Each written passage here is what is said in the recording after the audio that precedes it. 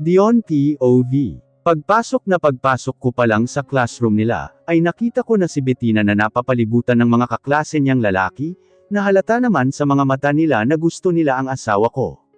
Ang sarap nilang pag-uuntugan isa-isa, para magising sila na hindi na siya pwede. Nagdidilim ang mga mata ko, sa tuwing ganito ang nakikita ng dalawa kong mga mata. Papasok na sana ako, nang nakasalubong ko ang kanilang isa sa babae nilang propesor. Nginitian niya ako, kaya I just smile at her a bit for respect din, tiyaka kinausap niya ako, so who am I, para hindi pansinin siya hindi ba? Mr. Gibson, good morning. Medyo nahihiya ako, pero I would like to invite you sir, birthday ko kasi bukas sana maka-attend kayo, nahihiyang pahayag niya, pero nakatuon lang ang atensyon ko sa loob ng silid-aralan, kung nasaan ang asawa ko. Okay ma'am, I'll check my schedule first, so can I take your invitation with me instead? Have a nice day. Sagot ko sa kanya na ikinatango lang niya ng sunod-sunod, bago siya nagpaalam, dahil may susunod pa itong klase. Nang mawala siya sa harapan at paningin ko, ay pumasok na ako sa classroom nila, na naka-poker face at seryoso. Nakita ko pa na nagtakbuhan ang iba, pumunta sa kani-kanilang upuan, na akala mo ay takot na takot sila sa presensya ko. Napapailing na lang ako, habang nakatingin sa kanila. They look like a kids, mga binata at dalaga na sila, pero kung umasta ay kindergarten. Nang makasigurado akong hindi na sila nagkakagulo at maayos na ang kanilang pwesto, I greeted them. Good morning class. Seryosong sabi ko sa kanila, halatang gulat na gulat pa rin sila, tapos ang iba ay umihingal pa dahil sa pagtakbo nila, para makabalik sa kani-kanilang upuan. Then I feel jealous, as in jealousy hit me, so I glared at Mr. Martin. Yung tingin na nakakalusaw, and he just bowed his head so I smirked and grinned. Ganyan nga matakot ka sa asawa ng nilalandi mo. Ganyan nga matakot ka, dahil kayang-kaya kitang patumbahin ora mismo. Good morning Sir Pogi, malanding sabi ng nasa harapan ko, syempre nginitian ko lang siya as a good professor, yeah they all matured. But isang babae lang ako nagpapakita ng kabaliwan. Good morning Mr. Gibson, good morning classmates, good morning. Pagbati nilang lahat, nauna lang ang babaeng makapal ang kolorete sa mukha. So, I look at them, one by one. Hanggang maging steady ang mga mata ko sa aking asawa na nakatingin din sa akin, kaya I just wink at her, then tumingin ulit sa iba na sinusundan ng bawat paghakbang ko sa harapan nila. Okay, our topic for today is all about your midterm. Sasabihin ko sa inyo ang dapat i-review nyo, at ano ang categories ng midterm exam nyo, seryosong sabi ko sa kanila, habang naglalakad sa harapan nila, saka umupo na lang ako sa table teacher na nasa harapan nila. Nag-discuss ako ng nag-discuss. Sinabi ko lahat na dapat nilang gawin, dahil mahirap ang exam nila. I told them about my rules and they know how strict I am. Then napapatingin din ako sa wristwatch ko, kung anong oras na at may 15 minuto pang natitira. Any questions class? Tanong ko sa kanila, pero wala ni isa ang nagtaas ng kanilang kamay, kaya nagsalita na ulit ako. Okay. If there's any questions feel free to ask me in my office. Anyway let me remind you student, that your midterm to my subject is tomorrow. Now you may take your break and good luck to your midterm to other subject. May awtoridad kong sabi sa kanila, na ikinatungo nila ng sabay-sabay, bago sila nagtatakbuhan palabas ng classroom. Then I roaming around, and I saw the most beautiful girl in my eyes. Napapangiti pa ako na binibilasan niyang magligpit ng gamit, so sinadya kong bagalan ang pagliligpit ko sa mga gamit ko, dahil gusto kong makausap ang asawa ko. Nang matapos siya ay dali-dali siyang naglalakad, pero mas mabilis akong gumalaw, kaysa sa kanya, kaya nagsalita na ako sa mismong likod niya. Come to my office wife, yun lang ang sinabi ko, at inunahan ko na siya palabas ng classroom nila, dahil napahinto siya nang sabihin ko yun sa kanya. Kaya napapailing saka napapangiti na lang ako, habang inaalala ang reaksyon niya. Yeah I know na nagugulat siya sa inaasta ko. Pagpasok ko sa office ko, ay umupo agad ako at hinintay ito. Ang tagal naman niyang dumating. Nandito na din yung mga pagkaing pinabili ko kay Manang Susan. Nakatunganga lang ako dito, habang nakaupo sa swivel chair ko. Napaayos lang ako ng upo, dahil may narinig akong tatlong katok. Bumukas na ito at bumungad sa akin ang mukha ng asawa ko, na hindi maipinta at nakasimangot. Bakit ano ang kailangan mo sa akin? Nakasimangot na wika niya sa akin. Pero hindi ko siya sinagot, at miniwersa ang kamay ko na maupo muna siya. Sinunod naman niya, medyo padabog pa siyang umupo. Pagkaupo niya sa harapan ko, doon ko lang siya sinagot. Nothing, I just miss my wife. Nakasmirk na sabi ko sa kanya. I'm hungry, can I go out to take my break, sir? Nakasimangot na sabi niya sa akin sa katumayo, na parabang binaliwala niya ang sinabi ko sa kanya, kaya nakasimangot na din ako. No, let's eat together, wife. I frowned, pero tiningnan lang niya lang ang mga pagkain na nakalatag bago siya umupo ulit. Hindi man lang niya ako tinignan, basta nagsimula na lang siyang kumain, na akala mo ay ginugutom ko siya. Kaya habang kumakain siya ay nagsasalita ako. Wife, can we start again? Nang masabi ko yun ay bigla siyang nabilawkan, at dahil sa pagkataranta ko ay tumayo ako agad, saka pumunta sa pwesto niya, kung nasaan siya nakaupo. Tapos hinihilot ko ang kanyang likod, habang binibigyan ko siya ng tubig. Nang mahimasmasan siya, ay doon ulit siya nagsalita. Habang may paubo pa rin siya. What do you mean, we can start again? Tanong niya sa akin, habang patuloy pa rin na umuubo. Let's start again, a new beginning, because I can't take it anymore. I can't do it anymore, every time I look at you from afar with someone around you.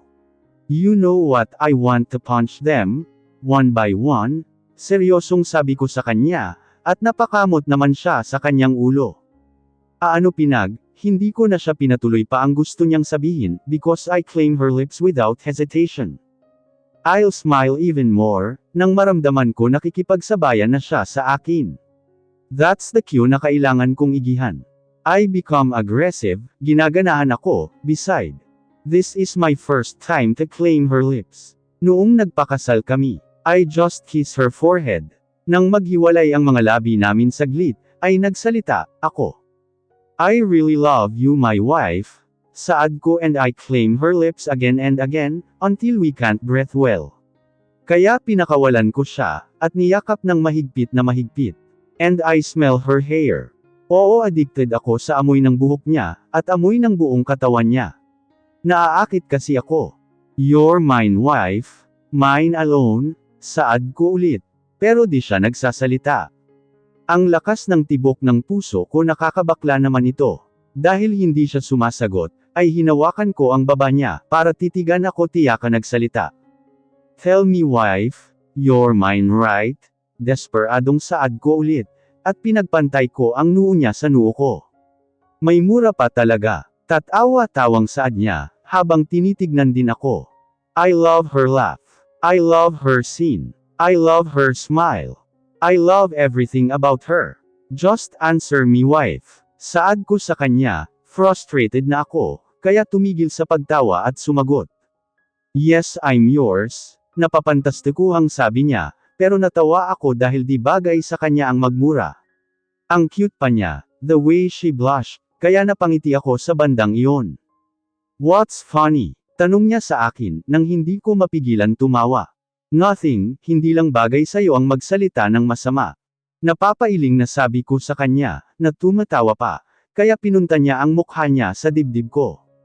Ikaw din, hindi ka din bagay magtagalog babaw ng kaligayahan, bulong niya pero naririnig ko naman. Kaya't sinagot ko siya.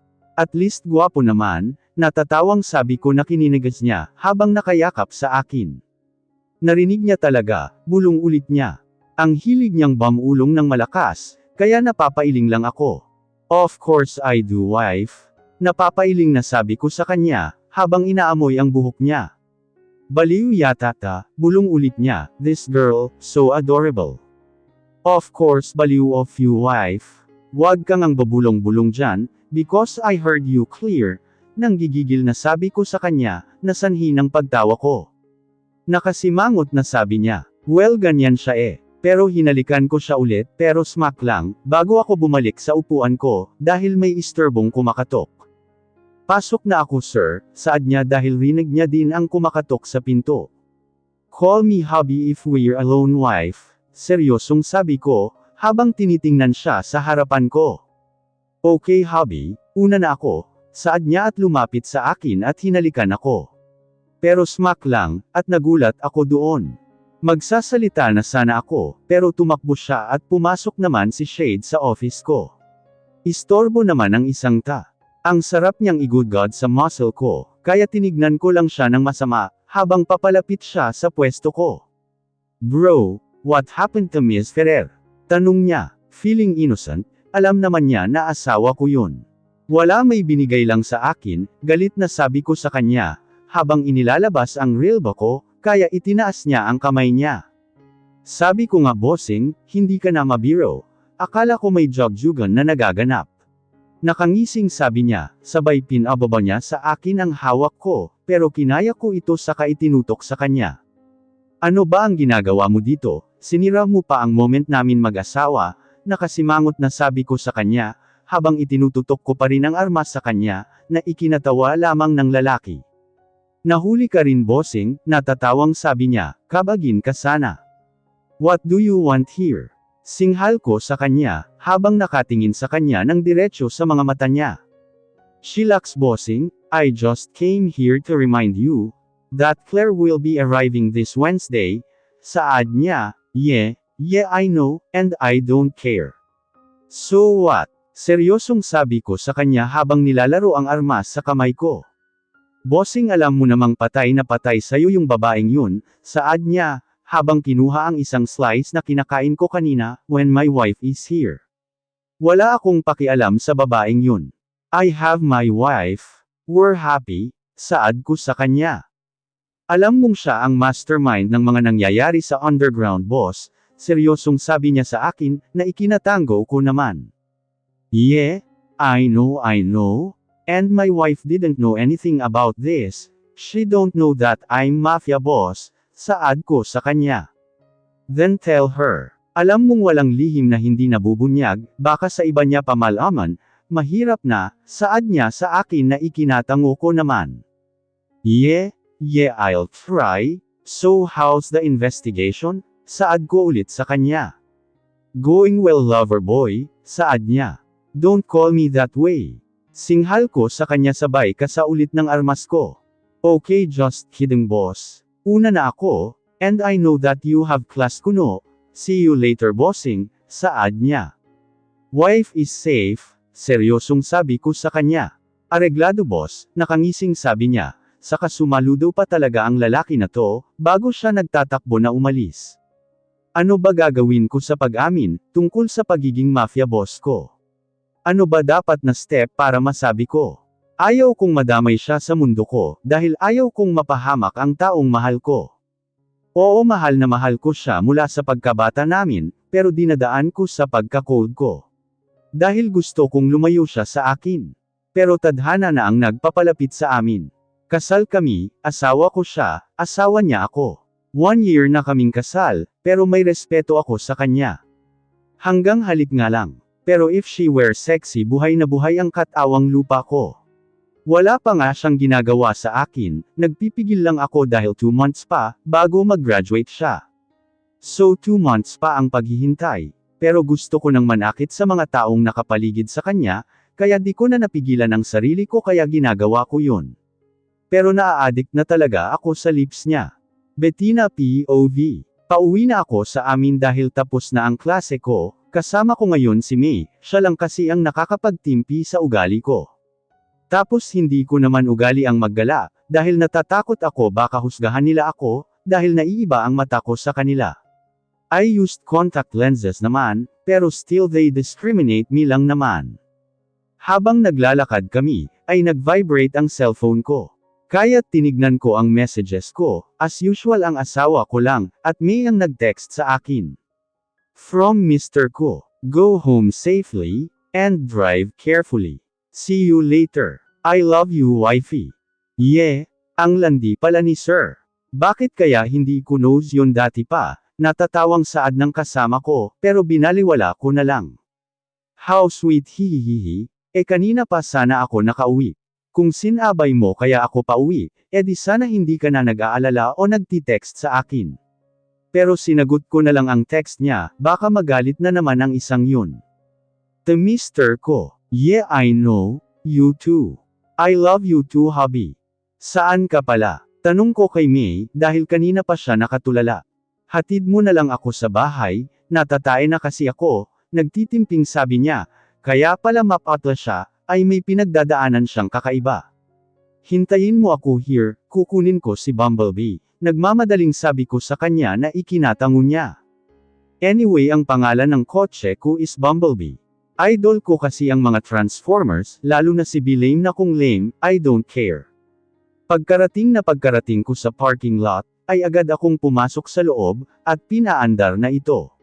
Kahit nanenervyos ako ay go pa rin ako, for my friend. Pasok, dali bilisan mo ang paggalaw-galaw mo dyan. Pasigaw na sabi ko sa kanya nang nasa tapat na ako sa pwesto niya.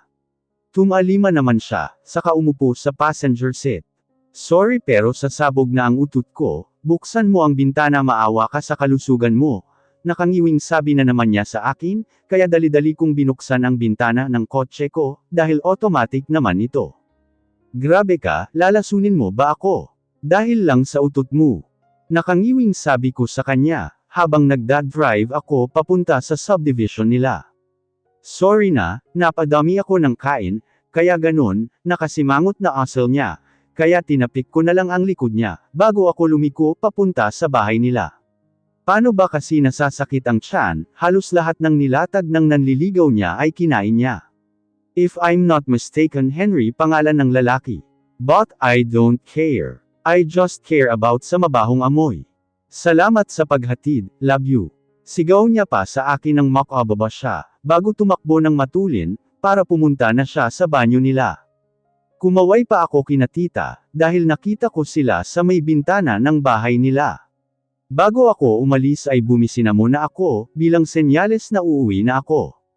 Napapailing na lang ako habang pauwi na ako sa bahay, habang iniisip ang nakakatawang pangyayari sa amin magkaibigan, hanggang makarating ako sa parking lot ng bahay namin. Sinarado naman ni Manang ang gate. Paglabas ko sa kotse ko, ay pumasok na ako sa loob ng bahay namin. Pero still naguguluhan ako, sa mga pagbabago ng asawa ko. Kung bakit kaya bigla-bigla na lang nagbago ang lalaking yun. Laging papalit-palit ang mood, kaya hindi ko maspelang ang ugaling meron siya. Pagkatapak ko sa loob ay ang tahimik. Makaakyat na nga ako sa kwarto ko, kaya habang naglalakad ako papunta sa second floor, ay nakita ko si Yaya Cloring na nagluluto ng hapunan, pinagbuksan at sinara pa niya ang gate para sa akin. Alam kong pagod siya, kaya tumuloy ako sa hagdan at tumuloy ako sa pwesto niya. At iniwan ang mga gamit ko sa may sala. O magandang hapon senyorita, nakauwi ka na pala, masiglang sabi niya sa akin, na ikinatango ko naman at ngumiti dito. Opo nay, palit lang po ako ng pangbahay, then babalik ako para tulungan kita, nakangiting sabi ko sa kanya. Nanay na ang tawag ko sa kanya mula bata pa ako. Nakasanayan ko na kasi. Sige senyorita, nakangiting sabi niya sa akin, pero bago ako maglakad, ay niyakap ko muna siya mula sa likod. Bago tumakbo papuntang hagdan, at nang makapagpalit na ako ng pangbahay.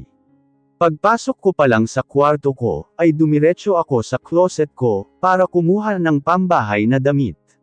Tutulong kasi ako sa pagluluto. I choose my cotton short, at nagsando lang ako na kulay pink, tapos lumabas na.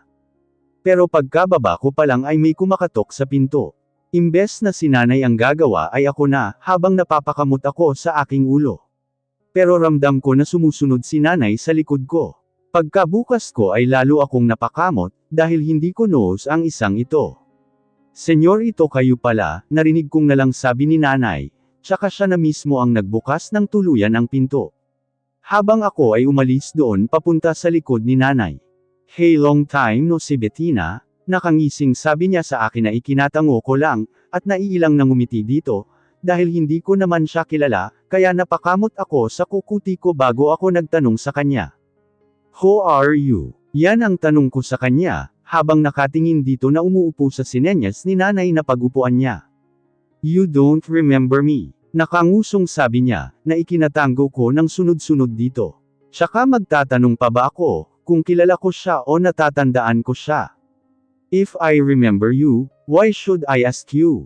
Pabalang kong sagot sa kanya, habang tinitignan siya ng Are you crazy? I'm James Gibson at your service, nakasmirk na sabi niya sa akin, si pangalan palang hindi ko na talaga siya kilala. Nay, bakit di ko siya kilala? Tanong ko kay nanay na namumutla. Kaya lumapit ako sa kanya, at hinawakan ang noo niya, wala naman siyang sakit. James, ano ba ginagawa mo dito? Hinawi ni nanay ang kamay ko sa kanyang noo, tapos nginitian ako bago siya nagtanong sa bisita namin na prenteng nakaupo. I'm here to visit my sister-in-law, of course you manang, and especially to my brother. Anyway, where's my brother? Sagot niya kay manang na nakatingin lang dito. So, ako naman ay pinapanood lang sila na nag-uusap. Di ko kaya kilala ang isang ito. I don't talk to strangers nga, diba? Kahit kuya pa niya ang asawa ko, you know Gibson ang username niya, so literal na kapatid or pinsan niya ang isang ito. O wala pa si senyor ito diyon senyor ito, sagot ni nanay, sabay bigay ng juice na hawak na pala niya, na dapat ay para sa akin, kaya napa-roll eyes na lang ako. Thank you po, Manang Claring. Saka kinuha ang hawak nitong juice. Hintayin mo na lang yung kapatid mo dito senyor ito, dahil nagluluto pa lang kami, magalang na sabi ni nanay. Tumango naman ito, kaya hinapit ako ni nanay para sumama sa kanya. Dahil curious ako, ay nagtanong ako sa kanya. Nay, sino siya? Bulong ko sa kanya, habang naglalakad kami papunta sa kusina. Kapatid ng asawa mo, simpleng sagot niya naman, pero sa pabulong din. Si I told ya, kapatid or pinsan ng asawa ko ang isang ito. Ba't di ko siya kilala?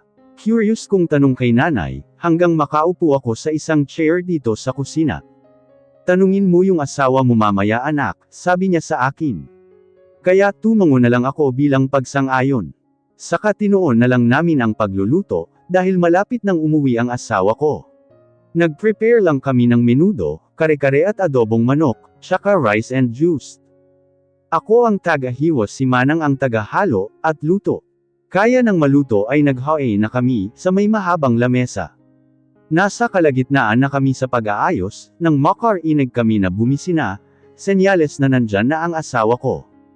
Napangiti ako habang ginagawa ang ginagawa ko, habang nagkakanta ako ng isang kanta. Pero napaigtad ako dahil sa sigaw, at sa malutong na mura ni Dion. Kaya dali-dali akong dumungaw para tignan siya, at para tingnan lang kung ano ang nangyayari. What are you doing here, James? Pasigaw na sabi ng asawa ko sa kapatid niya, habang tinatanggal ang necktie niya na nakatingin dito ng masama. I just want to visit you, kuya. Nauutal na sabi ng James na iyon, habang nakalumbaba, halatang takot siya sa asawa ko. Well, as you can see, I'm okay, now leave, sabi niya habang nagtatanggal ng sapatos. Yeah, I know, and I met your wife. She's stunning and beautiful. Wala ka man lang puso at pinapaalis muna ako. Nakatingin niyang sabi nito, sabay smirk sa akin, pero ako ay napanganga na lang, anong pinagsasabi ng isang ito. Back of James, she's mine, nanlilisik ang mga mata niya, habang nakatingin dito, tsaka kwenelyuhan niya na ang kapatid niya, napapailing na lang ako. Kakain na tayo, alanganin na sabi ko na lang sa kanila, para matapos na ang bangayan nilang dalawa, napatingin pa silang dalawa sa akin. So awkward. Nakita ko na lang na binitawan ni Dion si James, at naglakad na pumunta sa pwesto ko, then hinalikan niya ako sa labi. At sa mismong harapan pa talaga ni nanay at ang kapatid niya. Nakakahiya. Hey, how's your day, wife? Anyway, I just want to say that I really love you so much, wife. So much. So no matter what happened, don't leave me, okay? Nakangiting sabi niya sa akin, habang pinagpantay niya ang noo naming dalawa, nahihiya pa ako dahil may nakatingin sa amin. Yeah, I will, saad ko sa kanya. Then I kiss him pero smack lang, nahihiya kasi ako. Now let's eat, dinner is ready. Masiglan sabi ko sa kanya, at sa kapatid niya na nakanganga, habang nakatingin sa amin. Kaya nauna na akong maglakad, papunta sa hapagkainan. Habang napapailing. Habang kumakain kami, ay nababalisa ako, hindi ako makakonsentrate sa pagkain ko. Bawat subo ko ay tinitignan ng kapatid ng asawa ko, naiilang ako kaya yumuko ako. Stop staring to my wife James, pasigaw na sabi ng asawa ko, habang nakakuyom ang kamao niya, nararamdaman din pala niya ang pagkatitig ng kapatid niya sa akin. I'm not staring at her, nauutol na sagot nito, at agad na tumingin sa kinakain niya. Napakamot na lang ako sa ulo ko. I'll rip your right here, right now, seryosong sabi ng asawa ko, na ikinalaglag ng pangako, dahil alam ko na galit na naman ito, nagpipigil lang kaya hinawakan ko yung kamay niya sa loob ng mesa. Tinignan naman niya ako, kaya nginitian ko siya. At tinignan siya ng parang sinasabi ko na control your temper, tapos siya naman ay tinignan din ako ng yeah, I'll try, kaya ngumiti ako sa kanya, pero bibitawan ko na sana ang kamay niya. Pero pinagsiklop lang naman niya ang mga ito, kaya ang ending kumain kami na magkahawak kamay. Hanggang matapos na kaming kumakain. So how's mom and dad? Tanong ng asawa ko, nang nakaupo na kami sa living room. They are fine kuya, sagot naman nito, habang kumakain ng popcorn. Hubby can I go upstairs? Bulong ko sa asawa ko, dahil gusto ko na nag-uusap silang dalawa. Yeah, sure wifey? Nakangiting sabi niya sa akin, kaya tumayo na ako, pero bago iyon ay hinalikan niya muna ako, pero smack lang. Pero nakita ko naman si James na nanlilisik ang kanyang mga mata, habang nakatingin sa amin. Kaya dali-dali akong umalis at umakyat, para makapasok na sa room ko. Doon muna ako magkukulong, medyo natatakot kasi ako sa kapatid niya. Dion POV. Naiinis ako dahil nandito yung magaling kong kapatid. And I hate it, the way he looks at my wife. Yeah, I know that since he met my wife in our marriage he looks at her differently, like my wife was different from all the women he knows. Kaya nang sabihin ng asawa ko na aakyat na siya, ay sumang-ayon ako agad-agad. Habang tinitingnan ko yung asawa ko pataas, ay nahuli ko din na tumingin ang kapatid ko sa asawa ko, kaya naikuyom ko ulit ang kamao ko. So what is the real reason, why did you visit here to my own house? Basag ko sa kanya dahil kanina pa siya nakatingin sa hagdan, kahit wala na ang asawa ko sa paningin namin. The truth kuya, he smirked at me na para bang may iba pa siyang pakay, bukod sa pagbisita sa akin. Yeah, just tell me the truth. Pasinghal na sabi ko sa kanya, dahil galit na ako. Nakaka-frustrated lang ang isang ito.